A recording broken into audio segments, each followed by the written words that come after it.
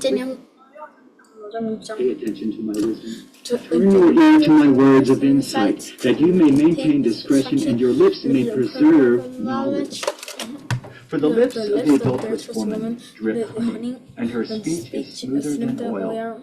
But in the end, she is bitter as gall, sharp as a double-edged sword. Her feet go down to death. Her steps lead straight to the grave. She gives no thought to the way of life. Her paths wander aimlessly, but she does not know it. Now then, my sons, listen to me. Do not turn aside from what I say. Keep to a path far from her. Do not go near the door of her house, lest you lose your honor to others and your dignity to one who is cruel, lest strangers feast on your wealth and your toil enrich the house of another. At the end of your life you will groan when your flesh and body are spent. You will say, "How I hated discipline, how my heart spurned correction. I would not obey my teachers or turn my ear to my instructors, and I was soon in serious trouble in the assembly of God's people." drink water from your own cistern, running water from your own well. Should your springs overflow in the streets, your streams of water in the public squares? Let them be yours alone, never to be shared with strangers. May your fountain be blessed, and may you rejoice in the wife of your youth. A loving doe, a graceful deer, may her breasts satisfy you always. May you ever be intoxicated with her love. Why, my son, be intoxicated with another man's wife? Why embrace the bosom of a wayward woman? For your ways are in full view of the Lord, and he examines all your paths. The evil deeds of the wicked ensnare them. The cords of their sins hold them fast. For lack of discipline they will die, led astray by their own great folly.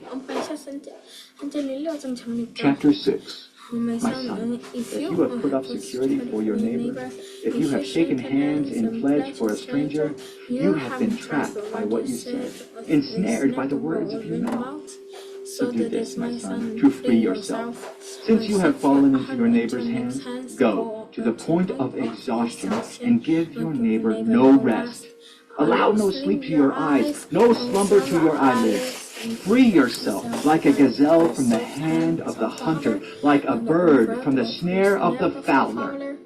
Go to the ant, you sluggard, consider its ways and be wise. It has no commander, no overseer or ruler. Yet it stores its provisions in summer and gathers its food at harvest. How long will you lie there, you sluggard? When will you get up from your sleep? A little sleep, a little slumber, a little folding of the hands to rest, and poverty will come on you like a thief, and scarcity like an armed man. A troublemaker and a villain, who goes about with a corrupt mouth, who winks maliciously with his eye, signals with his feet, and motions with his fingers, who plots evil with deceit in his heart, he always stirs up conflict. Therefore disaster will overtake him in an instant. He will suddenly be destroyed without remedy. There are 6 things the Lord hates, 7 that are detestable to him: haughty eyes, a lying tongue, hands that shed innocent blood, a heart that devises wicked schemes, feet that are quick to rush into evil, a false witness who pours out lies, and a person who stirs up conflict in the community.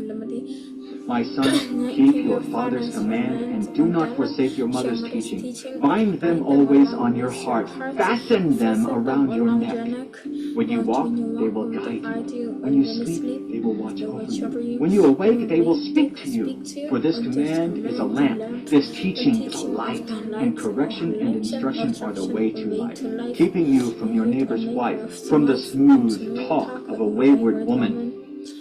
Do not lust in your heart after her beauty, or let her captivate you with her eyes. For a prostitute can be had for a loaf of bread, but another man's wife preys on your very life. Can a man scoop fire into his lap without his clothes being burned? Can a man walk on hot coals without his feet being scorched? So is he who sleeps with another man's wife. No one who touches her will go unpunished. People do not despise a thief if he steals to satisfy his hunger when he is starving. Yet if he is caught, he must pay 7-fold, though it cost him all the wealth of his house. But a man who commits adultery has no sense. Whoever does so destroys himself. Blows and disgrace are his lot, and his shame will never be wiped away. For jealousy arouses a husband's fury, and he will show no mercy when he takes revenge. He will not accept any compensation. He will refuse a bribe, however great it is.